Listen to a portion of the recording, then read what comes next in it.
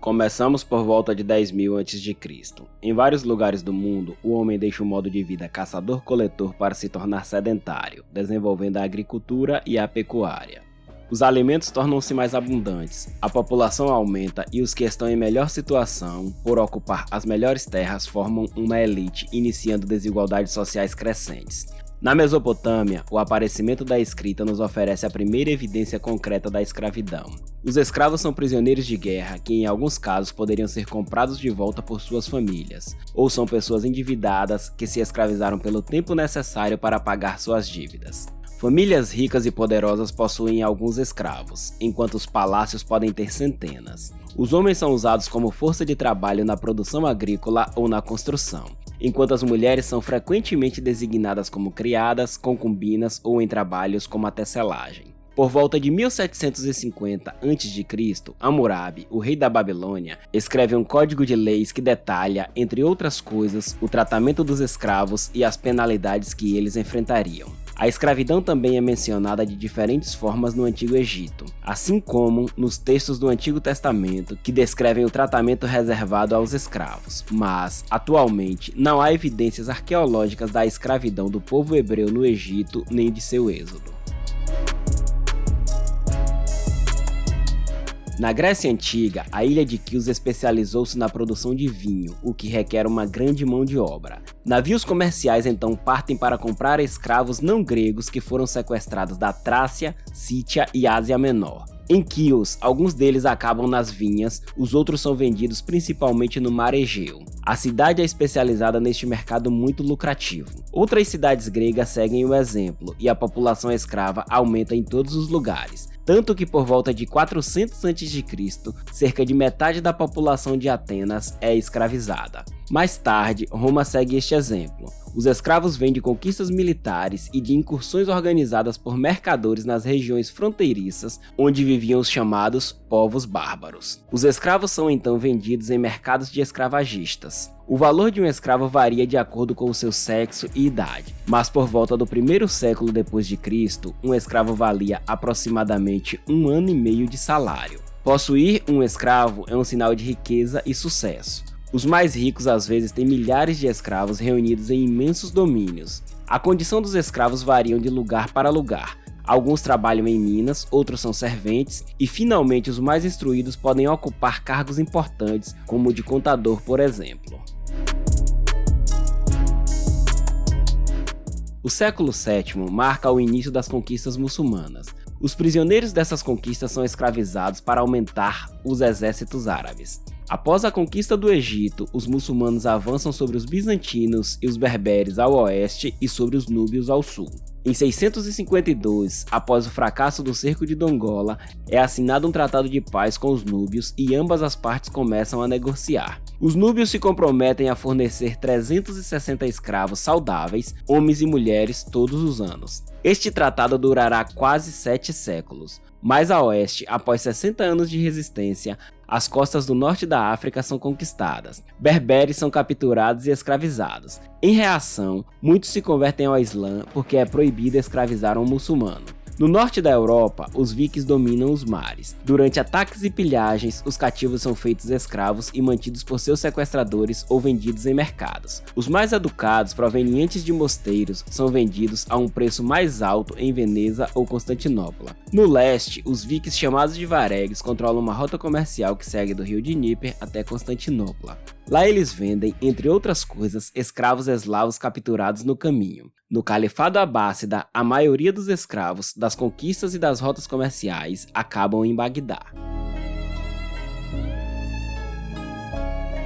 Mais ao sul, em direção a Basra, existem enormes pântanos. Milhares de escravos são enviados para lá para trabalhar a terra a fim de torná-la arável. O trabalho é árduo e as condições de vida são difíceis. Em 869, Ali ibn Muhammad, de origem certa, aproveita o descontentamento dos escravos para organizar uma insurreição. Os escravos rapidamente engrossam seus exércitos e organizam uma verdadeira guerra de guerrilha contra os grandes latifundiários e as cidades e vilas vizinhas que são saqueadas. Por 14 anos, o Califado Abássida é desafiado e incapaz de recuperar o controle da região.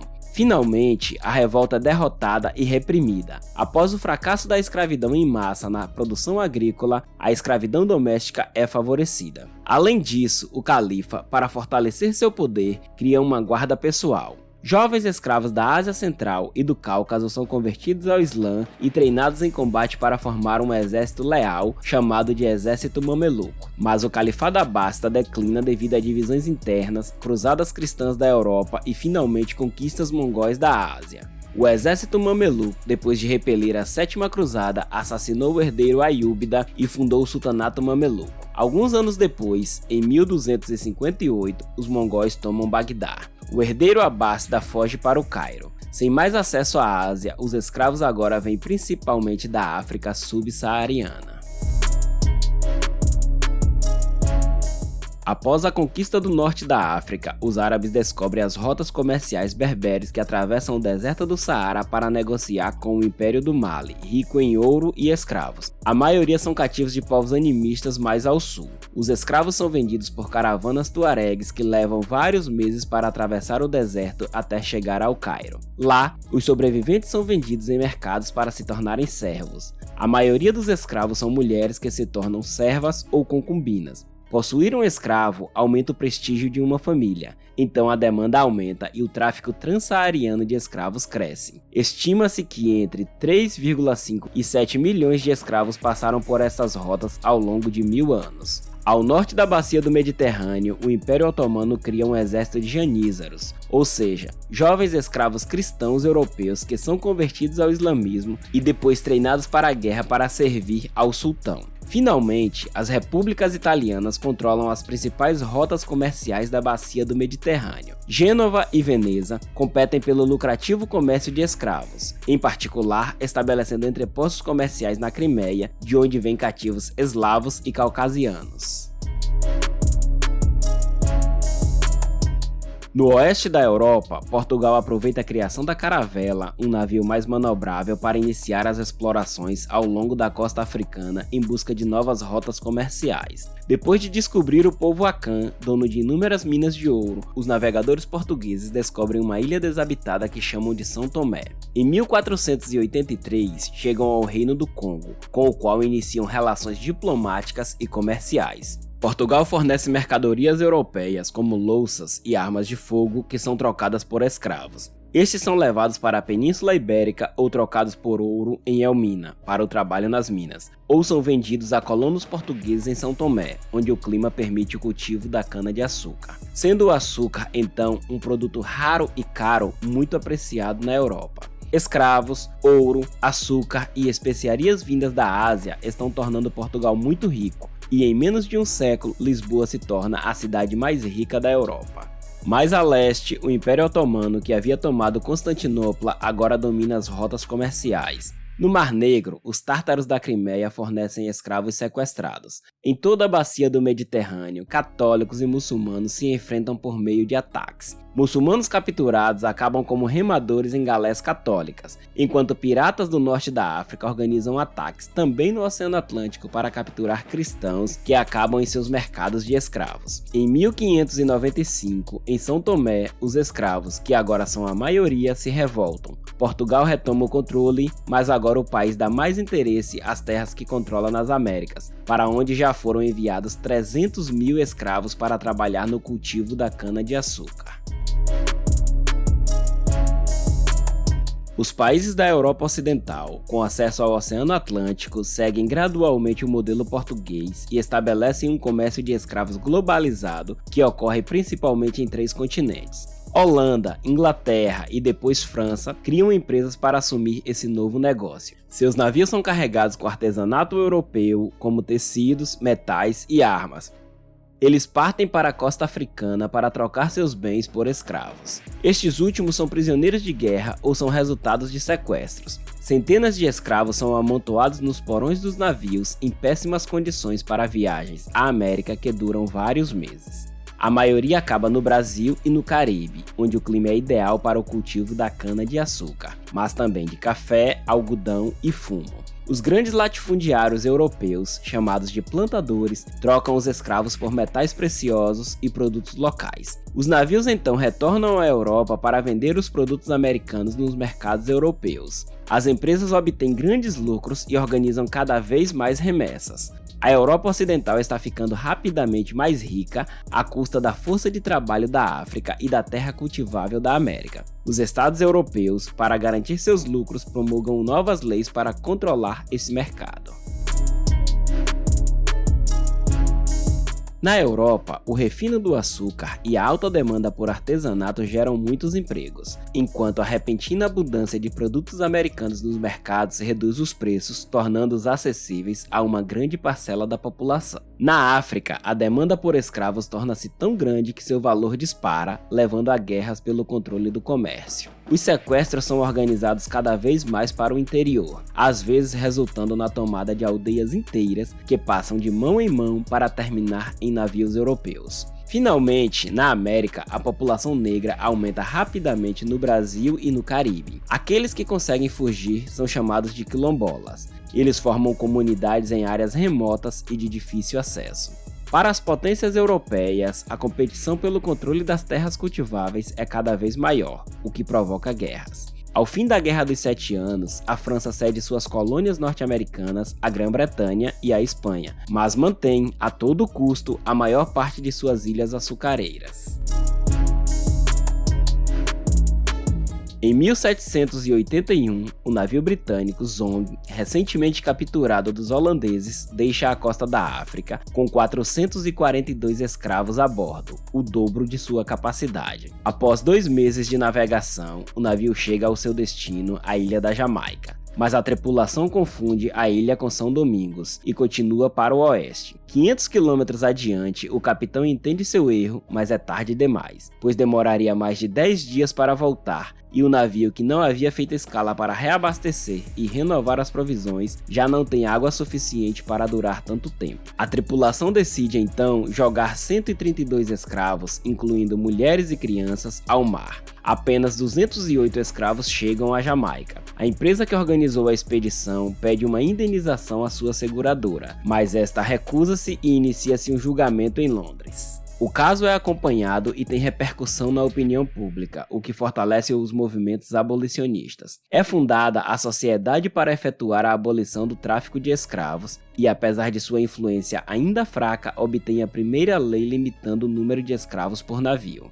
Também na França aparecem os primeiros movimentos abolicionistas, notadamente com a fundação da Sociedade dos Amigos dos Negros, mas seu impacto ainda é fraco diante dos poderosos lobbies de escravos. Até agora, aproximadamente 7.700.000 escravos africanos foram deportados para as Américas. A Grã-Bretanha e França dominam esse mercado. No Caribe, a colônia francesa de São Domingos, onde trabalham 500.000 de escravos, é hoje a maior exportadora mundial de açúcar e café, tornando-a a mais próspera. Em 1789, ocorre a Revolução Francesa. Na Declaração dos Direitos do Homem e do Cidadão, está escrito que os homens nascem e permanecem livres e iguais em direitos.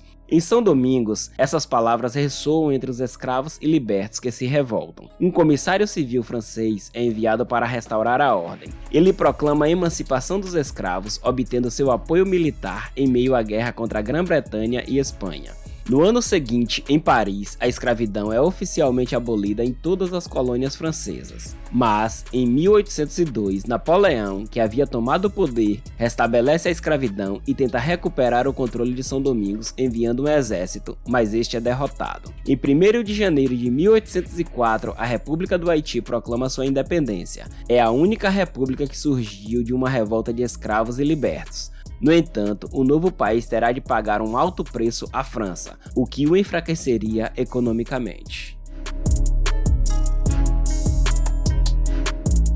Após ter transportado cerca de 2.750.000 escravos, em 1807, o Reino Unido aboliu o tráfico de escravos, mas ainda não a escravidão que ainda vigora em suas colônias. O país agora usa sua influência para acabar com o comércio de escravos globalmente. Em 1815, após a queda de Napoleão, as potências europeias se reúnem em Viena. O Reino Unido obtém de cada um deles o compromisso de abolir o tráfico de escravos, mas, na realidade, levaria várias décadas até que realmente parasse.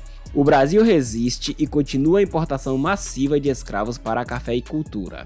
Os navios brasileiros vão direto para a África buscar escravos sem passar pela Europa. Em 1833, o Reino Unido abole completamente a escravidão. A partir de então, o país conta com a Revolução Industrial. A invenção da máquina a vapor aumenta a produção nas fábricas. A indústria têxtil explode, aumentando a demanda por algodão. Nos Estados Unidos, os escravos que vivem perto da costa são transferidos ao longo do rio Mississippi para trabalhar na produção de algodão. Além disso, uma empresa norte-americana, após comprar terras na África, cria a Libéria para organizar o retorno dos negros libertos.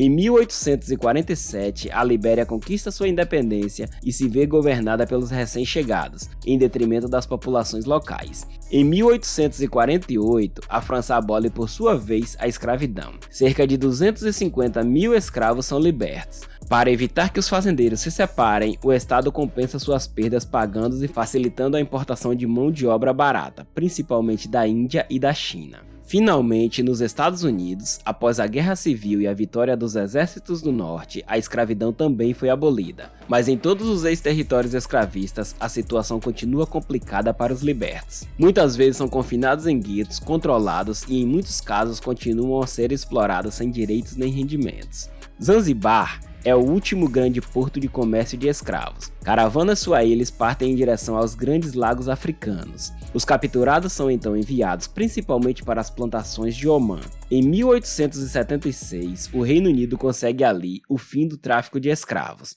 E em 1888, o Brasil é o último país americano a abolir a escravidão. Em 1885, as potências europeias se reúnem em Berlim para dividir a África entre si e regular a colonização, cada uma se comprometendo a abolir a escravidão. O rei belga Leopoldo II obtém como sua posse pessoal um enorme território no coração do continente. Para consolidar seu poder, ele recebe os serviços de um ex-comerciante de escravos poderoso de Zanzibar, a quem nomeia governador do distrito de Stanley Falls. A população está sujeita a um imposto em espécie, que é uma forma de trabalho forçado. A população tem que produzir principalmente borracha, que é muito procurada com o boom das bicicletas e a invenção do automóvel. O imenso território é compartilhado com empresas privadas. A população é pressionada a produzir cada vez mais, e quem não cumpre as cotas é massacrado ou mutilado. Em 1808, sob pressão internacional, Leopoldo II cede o Congo ao Estado belga, o que põe fim direto a esses métodos. Na China, a escravidão ainda é legal e é facilitada pelas inúmeras crises pelas quais o país passa, mas sob pressão ocidental, o país finalmente abole a escravidão em 1910. Em 1930, na União Soviética, a administração do Gulag é criada para administrar os campos de trabalhos forçados. Oponentes políticos, minorias e camponeses ricos são presos e forçados a trabalhar em áreas remotas e hostis para construir ferrovias, canais ou explorar recursos como carvão ou minerais. Ao longo de 10 anos, cerca de 7 milhões de homens são presos. Durante a Segunda Guerra Mundial, os nazistas construíram campos de trabalhos forçados, chamados campos de concentração, destinados a fazer judeus e prisioneiros políticos trabalharem, muitas vezes até a morte. O Império do Japão também organiza o trabalho forçado de milhões de prisioneiros, principalmente chineses em Manchukuo ou indonésios na ilha de Java. Após a Segunda Guerra Mundial, os estados do Golfo aboliram a escravidão um por um, mas eles mantêm uma lei que permite aos empregadores confiscar os passaportes dos trabalhadores migrantes a fim de controlá-los e impedi-los de sair. Em 1981, a Mauritânia se torna o último país do Sahel a abolir a escravidão, que ainda está profundamente enraizada na cultura. Com alguns grupos étnicos escravizados por gerações, a escravidão continua em áreas remotas do Sahel.